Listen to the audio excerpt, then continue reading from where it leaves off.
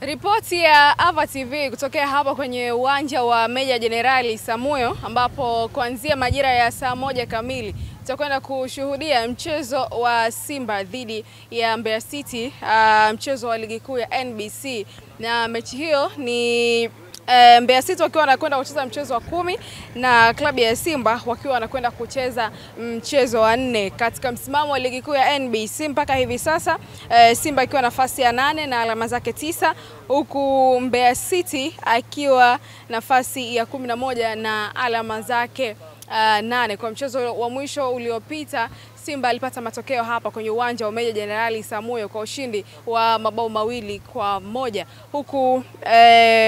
miongoni mwa michezo mizuri ambayo Mbeya City waliwahi kucheza kwa kiwango kizuri ni alipocheza dhidi ya bingwa mtetezi wa ligi kuu ya NBC, ambapo Mbeya City iliweza kucheza dhidi ya bingwa mtetezi wa ligi kuu ya NBC ambaye ni klabu ya Young Africans pale kwenye uwanja wa Kumbukumbu ya Sokoine Mbeya, na mechi hiyo ilimalizika kwa bila ya kufungana. Sasa leo hii itakuwaje hapa kwenye uwanja wa Meja Jenerali Isamuhyo? Ava TV tuko hapa na tutakuhabarisha kila ambacho kitaendelea kabla na baada ya mchezo huo, na hivi ndivyo hali ilivyo mapema kabla ya kwenda kushuhudia mchezo huo, watu wakiwa wanaendelea kuwasili hapa kwenye uwanja wa Meja Jenerali Isamuhyo.